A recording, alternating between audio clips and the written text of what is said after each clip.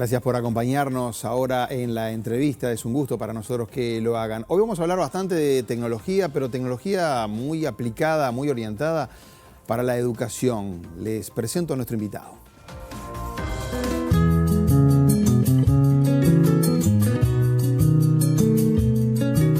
Leandro Folgar es el presidente de Conectividad Educativa de Informática Básica para el Aprendizaje en Línea, más conocido como Plan Ceibal. Posee un título de máster en Tecnología, Innovación y Educación otorgado por la Universidad de Harvard, Estados Unidos. También obtuvo sus credenciales de certificación en negocios a través de la Harvard Business School y es licenciado en Educación por la Universidad Católica de Uruguay. Se desempeñó como investigador y profesor en las facultades de Ciencias Humanas y de Ciencias Empresariales en la Universidad Católica de Uruguay. Es fundador de Ibirapitá, una empresa dedicada al desarrollo humano a través del aprendizaje, la recreación, la tecnología y la lúdica. Durante su carrera colaboró con Fundación Ceibal, una institución del Plan Ceibal que se encarga de investigaciones en el campo de la educación y la tecnología. Ha recibido distinciones como el International Visitor Leadership Program del Departamento de Estado de Estados Unidos por liderazgo joven, un premio Morosoli a la educación por el programa Campamentos Educativos ANEP Codicen, un reconocimiento de Google for Education y una beca Annie Fulbright para estudios de posgrado. Leandro Folgar asumió el cargo en Ceibal el 2 de marzo de 2020 por invitación del ministro de Educación y Cultura, Pablo da Silveira. Asumiendo el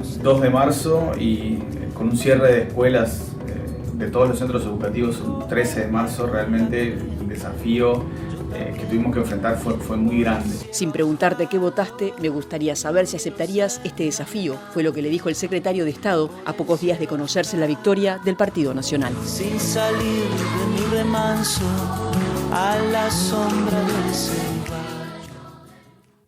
¿Cómo anda? Bienvenido. Bueno, muchas gracias por la invitación, un gusto estar acá. Siempre suelo aclarar que es Folgar su apellido. Folgar. El acento, digamos, en la A. Sí, es de origen español.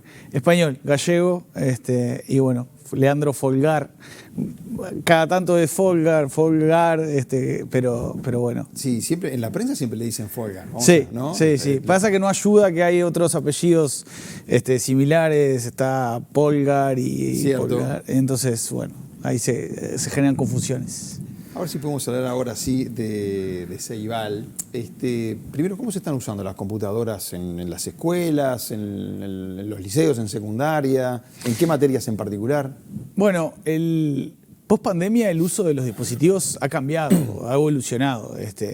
No olvidemos que antes de la pandemia solamente un 10% de los docentes y los estudiantes utilizaban las soluciones de Ceibal de manera sistemática. Obviamente la pandemia fue un hito que cambió muchísimo, no solamente el volumen de uso, sino el tipo de uso. Entonces hoy por hoy vemos diferentes docentes utilizando los dispositivos de diferentes maneras. No olvidemos que hoy el parque de dispositivos que brinda Ceibal se compone de tablets en primero de escuela, después en tercero de escuela se recambia por laptops, después en primero, digamos, de educación media, lo que ahora sería séptimo, se vuelve a recambiar por laptops y desde el comienzo de este periodo hemos incursionado en la entrega también de dispositivos a bachillerato en formato proyecto, o sea que a lo largo del continuo de educación el uso es diferente según las particularidades de cada proyecto de centro educativo. A ver, en la pandemia, Ceibal y contar con esa tecnología fue clave, ¿no? Para que las clases siguieran funcionando, digamos. Ahora supongo que también mucha gente que se animó a usarla ahí o porque no quedaba otra, por ejemplo, en este momento, como usted me decía, cambió, pero hay un porcentaje alto en educación usando estas aplicaciones, estas tecnologías. Sí, el comportamiento cambió definitivamente, ¿no? Estamos hablando de que de aquel 10% que yo mencionaba al comienzo, hoy por hoy un 90% de los docentes y un 85% de los estudiantes están utilizando las soluciones de Ceibal de manera sistemática. Y en cuanto a lo que son accesos cotidianos, quedó en un volumen altísimo de unos 295.000 accesos todos los días, que es un número mucho más alto que el previo a la pandemia. Eso ustedes lo pueden medir, ¿verdad? Exacto. Desde 2021 nosotros publicamos el Observatorio de Datos Ceibal, que está abierto para cualquier persona, donde tienen información en tiempo real del tipo de uso que se hace, de los dispositivos en el parque y de las plataformas y cómo se están utilizando. No, le preguntaba también por el uso, cómo es hoy con los estudiantes sobre todo, porque en un comienzo, ya tiene 15 años, ¿no? 16 años. Bueno, los profesores, los gremios de los profesores secundarios, me acuerdo que se opusieron, era el plan Ceibal en aquel momento, ¿no? Con el presidente de la Tabaré Vázquez, me acuerdo cuando se dio a conocer la primera computadora en Cardal. Los profesores, los gremios se opusieron, no recuerdo bien los maestros, pero había ciertas resistencias también por allí. ¿Eso se pudo superar? Bueno, a ver, siempre hay posturas frente a lo que es la tecnología y a lo que es lo nuevo y la innovación. Lo cierto es, ha cambiado. Ceibal es una organización que está profundamente integrada en la sociedad uruguaya, en el sistema educativo, mucho más que en el pasado, pero sin duda la manera en cómo la gente se acerca a la innovación y al cambio sigue siendo diferente. ¿Tenemos el máximo uso y la máxima posibilidad de aprovechamiento de Ceibal al momento? No, sin duda que todavía tenemos mucha oportunidad de utilizarlo mejor. Se puede crecer mucho más. Hay que integrarlo muchísimo más a las prácticas cotidianas, hay que integrarlo muchísimo más a la formación docente. Cuando comenzamos este periodo, en la carrera de maestro de primaria, por ejemplo, dentro de los 360 créditos de formación había 20 créditos opcionales y dentro de esos 20 créditos opcionales había solo 9 dedicados a tecnologías y cuestiones relacionadas con Ceibal. Eso ahora cambió, es una buena noticia. Vemos que hay una... A los nuevos maestros ahora, ¿cómo es el asunto? Tienen otro tipo de formación y hay diplomas y especialidades que se han ido aprobando. Nosotros les enseña, que después enseñan a manejar Ceibal, digamos. Claro, nosotros vemos desde la ANEP una predisposición distinta y un entendimiento de que la infraestructura que disponibiliza Ceibal y lo que Ceibal ofrece como centro de innovación con tecnologías y ya no más como un plan que simplemente se dedicaba a entregar dispositivos, está calando mucho más, vemos una predisposición mayor. Obviamente eso después es un proceso, tiene que haber una formación sistemática en esto y vamos a seguir viendo cada vez más innovaciones sucediendo. Vemos ejemplos todos los días en un montón de centros educativos en Uruguay a través de los premios Nodo, ahora con el lanzamiento de los fondos Nodo, de nuevas prácticas de los docentes utilizando diferentes tipos de tecnología para enseñar mejor. Pero bueno, eso todavía sigue habiendo mucha oportunidad. En la pandemia también se marcó bastante, se hacían esfuerzos siempre por parte, en este caso, para que la educación siguiera funcionando, pero se marcó que había problemas hasta por barrios, ¿no? Había barrios capaz que más carenciados, que no se adaptaban tan rápido al uso de las computadoras, en diferencia con otras zonas. Estoy pensando en Montevideo ahora, que es lo que uno más conoce, pero debe ser a nivel nacional esto. ¿Se siguen marcando esas diferencias en el uso de la tecnología? Bueno, una de las cosas, hace un par de semanas se presentó el informe GEM del Estado de la Educación Mundial, en el que su énfasis fue en tecnología y relevó la realidad en más de 160 países. Estamos hablando de países cuyo despliegue de tecnología implica reconocimiento facial para tomar asistencia, hasta países que aún no tienen a todas las escuelas conectadas a la red eléctrica y cuyo mayor despliegue tecnológico tal vez sea la radio.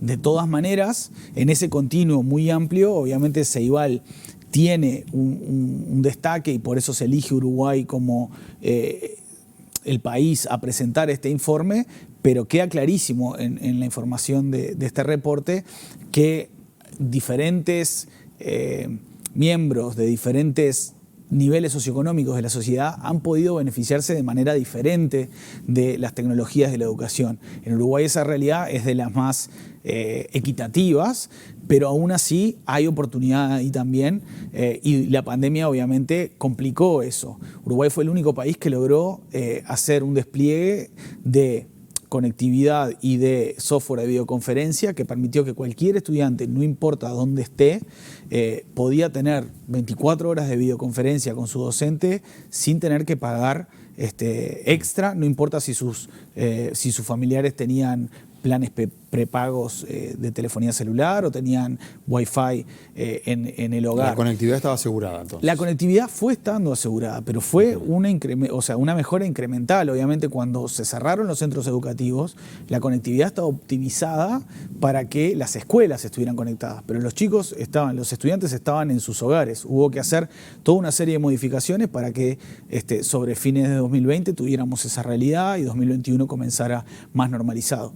La gran ventaja es que Ceibal pudo ofrecer también esa información en tiempo real, lo que permitió abrir las escuelas antes, permitió saber qué estudiantes estaban pudiendo beneficiar de la tecnología y cuáles no.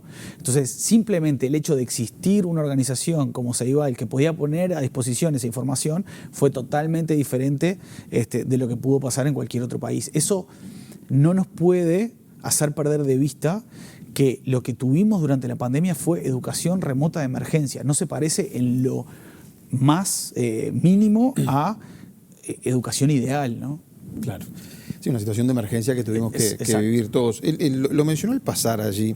¿Sabe que uno piensa que desde esta edad incluso, porque a veces pienso también que son temas hasta de edades, ¿no? Uno ve a los más chiquilines y tiene una velocidad de captación de la tecnología que a uno le cuesta más adaptarse, pero también se va hacia una robótica, también se va a una inteligencia artificial, que después le voy a preguntar, pero leyendo el informe ese de UNESCO que usted mencionó, ahí los técnicos, ¿no? Los especialistas llamaron a hacer un uso adecuado de la tecnología en la educación y se pregunta incluso si su uso es el adecuado. Entonces, yo me quedé con dudas si tanta tecnología es buena en la educación también o si no nos estamos pasando de rosca en definitiva, ¿no? Yo creo que hay que hacer una disquisición con respecto a algunas revisiones que estamos teniendo que hacer con tecnologías digitales y tecnologías exponenciales. Tecnología es una palabra muy amplia. En educación venimos incorporando tecnologías desde hace muchísimo tiempo. El pizarrón es la primera interfase gráfica que se utilizó para educación en el aula y es una tecnología. El pupitre para 2 estudiantes es una tecnología de la educación. Las fichas pedagógicas son una tecnología para la educación y también lo es la computadora utilizada en ámbitos educativos.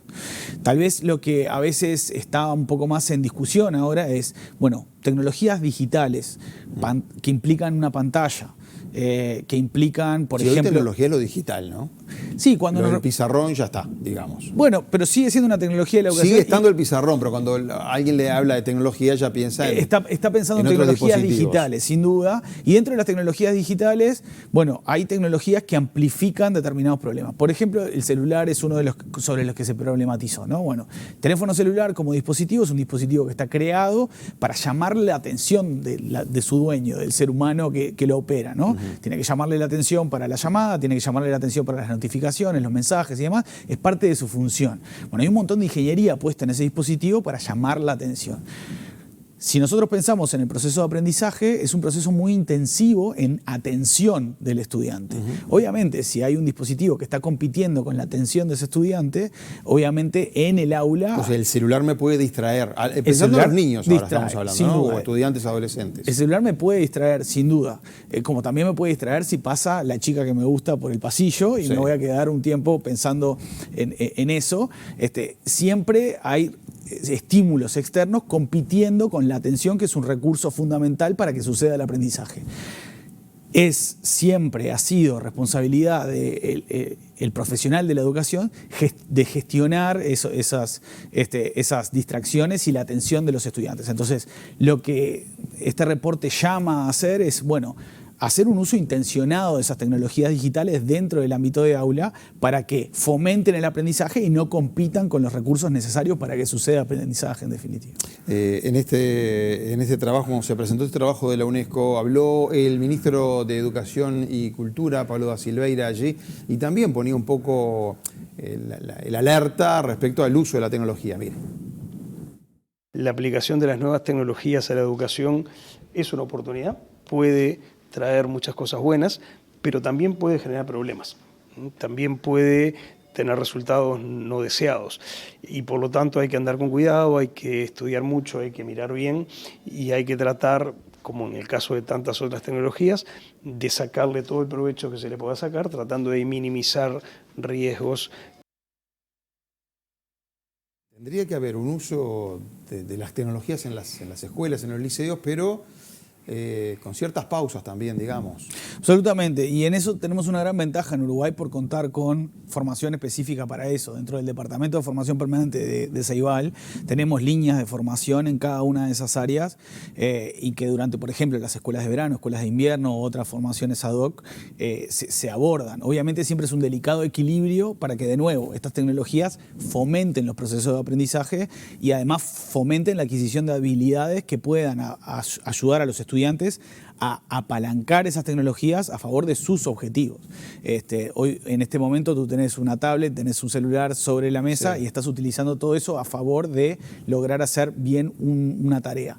Bueno, obviamente eso hay que modelarlo, hay que enseñarlo y tiene diferentes competencias implicadas. Todo eso hay que desarrollarlo. Porque este informe de UNESCO, que a mí me preocupó en un par de ítems que iba leyendo, pero ahí dice ese informe de los técnicos de UNESCO, dice, se demostró que los beneficios de aprendizaje desaparecen si la tecnología se utiliza en exceso o en ausencia de un docente calificado.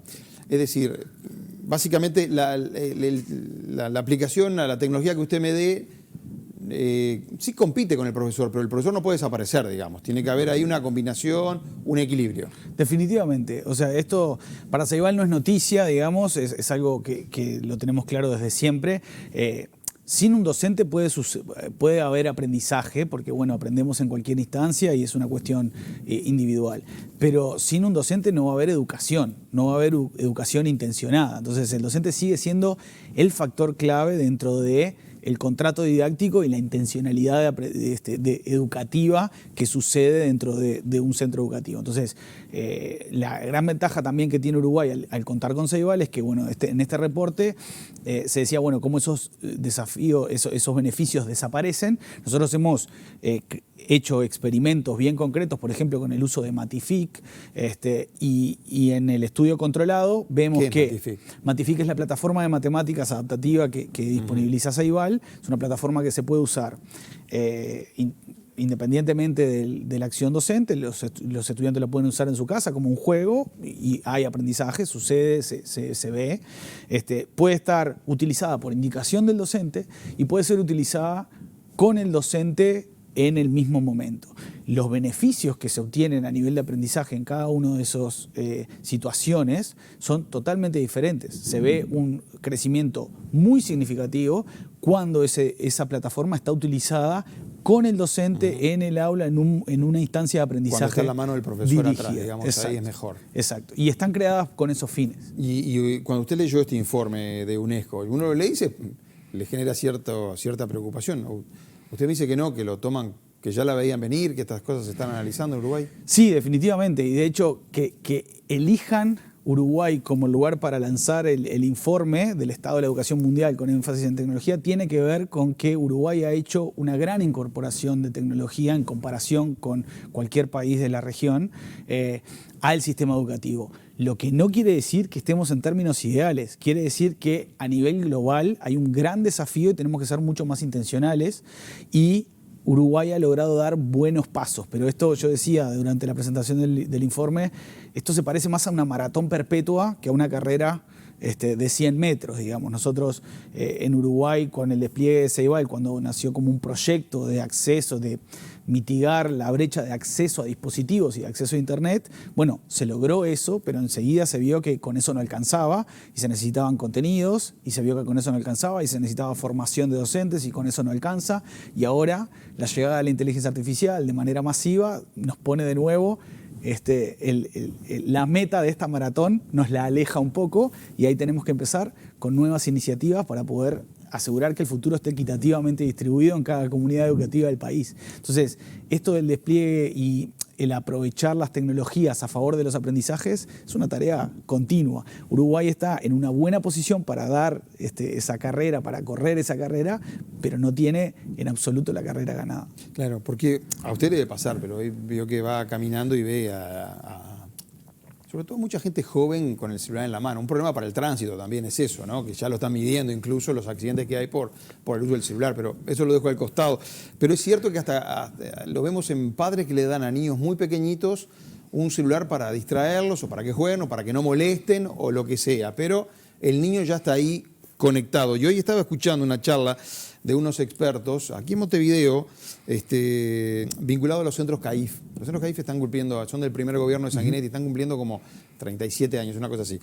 Y ahí un experto dijo que en niños pequeños, 1 hora de celular retrasa el aprendizaje de unas 700 palabras en ese niño, ¿no? 1 hora de celular, pensemos ese niño en casa que a veces le dan los celulares para que no moleste el chiquilín. 1 hora, claro, y el chico deja de interactuar con su mamá, con su papá, con su abuelo, con sus amiguitos. O sea, ¿cuánto por un lado es positivo y por otro lado tenemos este tipo de inconvenientes también? No, definitivamente. Y la respuesta siempre es la intencionalidad. O sea, tener en cuenta y que en edades tempranas, además, donde hay mucha adquisición del lenguaje, donde hay mucha adquisición y desarrollo de la lectura, la escritura y demás, y que son además habilidades fundantes para poder construir otras tareas, otras habilidades cognitivas, sin duda hay que ser muy intencionales. Y volvemos a la discusión de cómo compiten estos dispositivos por la atención. De nuevo, el celular compite por la atención a nivel de la crianza también. Cuántas veces, bueno, los padres estamos pendientes de lo que pasa en el celular y nos perdemos de una acción de aprendizaje que podría estar aconteciendo con nuestros hijos. Es un desafío de este tiempo. Esas tecnologías están ahí. Hay que ver cómo ese estudio hace esa analogía de, bueno, 1 hora, 700 palabras. Es cierto que en edades tempranas la adquisición del vocabulario es muy, muy importante, y hay otras actividades que son mucho más beneficiosas para el desarrollo del lenguaje, y la cantidad y la calidad de interacciones que se tiene con un niño en edad temprana es el mayor predictor de éxito futuro a nivel educativo. Entonces, es muy importante la lectura, la conversación. Capaz que menos pantallas entonces, en esos niños pequeñitos estoy hablando. Todo tiene que ver con, de nuevo, la intencionalidad, porque, por ejemplo, estamos desarrollando con Ceibal un piloto de pantallas interactivas en aulas de edades más tempranas, donde los docentes están utilizando esas pantallas, grandes pantallas, para leer cuentos colectivamente y que se pueda ver el cuento ahí en esa pantalla y demás. Todo depende de para qué la pantalla y en qué contexto. Obviamente, si es más utilizado como un chupete electrónico, digamos, como algo, bueno, tomá, servite esta pantalla y por un tiempo está en silencio, obviamente los beneficios van a ser otros. La efectividad de la tecnología, ¿se puede medir? No sé, se me ocurre ahora porque yo sé que usted trabaja en esto, piensa en estas cosas y todos vamos para ese lado incluso. Todos usamos, fíjese, algo de tecnología, ¿no? Pero ¿se puede medir realmente en el aprendizaje? No, esto funcionó porque tenemos esta tecnología, o todavía no es tiempo de medir, porque también pasaron pocos años, digo, ¿no? Sí, sin duda, ha evolucionado muy rápidamente y los saltos tecnológicos son cada vez en periodos más cortos y más grandes. Entonces eso complica. De hecho, el reporte, uno de los problemas que trae es, bueno, no tenemos suficiente evidencia del éxito de estas soluciones tecnológicas para el aprendizaje. Los productos normalmente tecnológicos cambian en un promedio cada 36 meses y las investigaciones que se hacen para estos productos muchas veces están hechas por los mismos creadores de estos productos, las empresas interesadas, y no siempre van en coincidencia con los estudios externos. La gran ventaja que tiene Uruguay es que cuenta con una organización como Ceibal que sí puede conducir estos estudios externos y puede ser mucho más intencional con respecto a la incorporación de tecnología. Y de hecho, Aristas 2020 y ahora reafirmado con la presentación de Aristas 2022, muestra durante la pandemia una correlación entre el uso de las plataformas que disponibiliza Ceibal y mejores desempeños en lectura y matemática. Entonces, por primera vez hemos visto esa correlación. De todos modos, eso no quiere decir que la tecnología en sí misma fue lo que permitió esos resultados.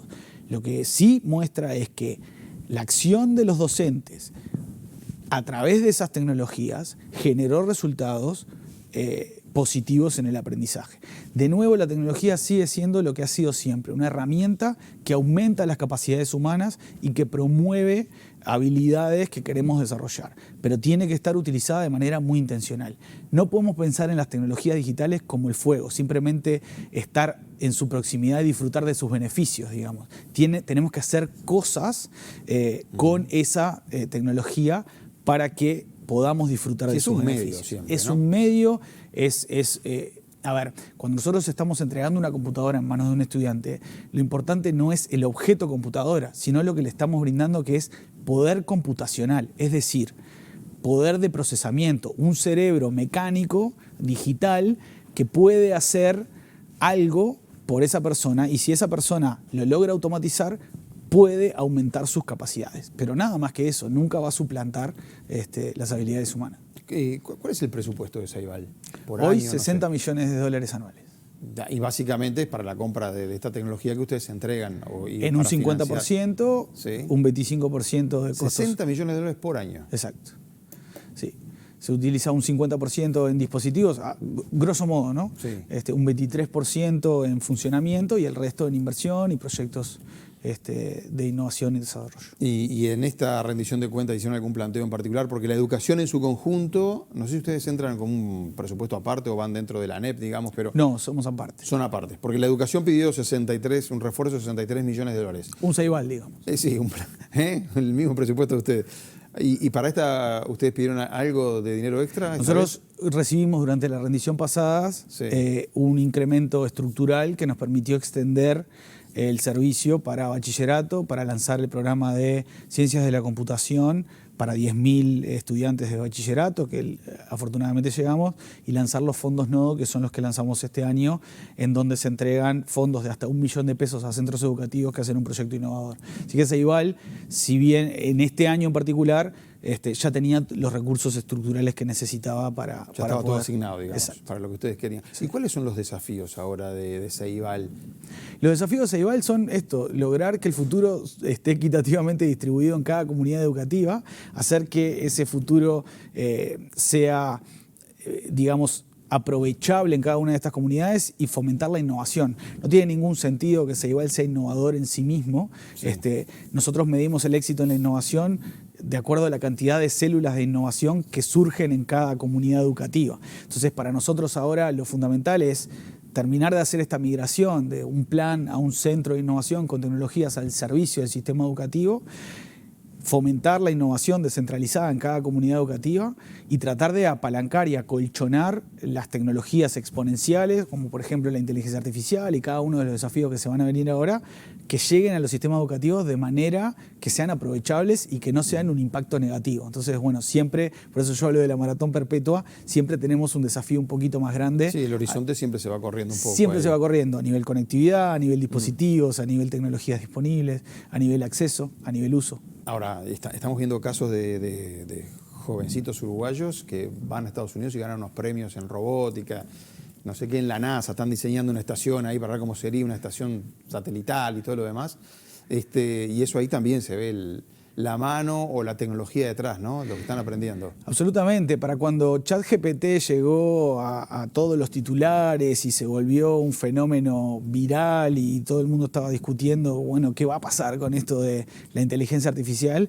Ya hacía 2 años que los estudiantes dentro del programa de pensamiento computacional que Ceibal brinda en 4., 5. y 6. de escuela estaban desarrollando sus modelos de inteligencia artificial. Entonces, sin duda tenemos una gran ventaja de tener este centro de innovación que se va adelantando a lo que se va a venir, promueve que esas tecnologías lleguen a manos de los estudiantes y los estudiantes sean los primeros en poder apalancarlas. Pero obviamente eso trae desafíos de formación, necesitamos profesionales de la educación que también estén en lo último de estas tecnologías para poder ayudar a sus estudiantes a aprovecharlos y a aprovechar toda la infraestructura que durante 16 años Uruguay ha desplegado a través de Ceibal. Son 16 años de inversión sostenida para tratar de poner estas tecnologías digitales al servicio de la educación. Y la inteligencia artificial que se viene, no, ya está, parece, ¿no? Se va a desarrollar mucho más. ¿Qué hay que hacer allí?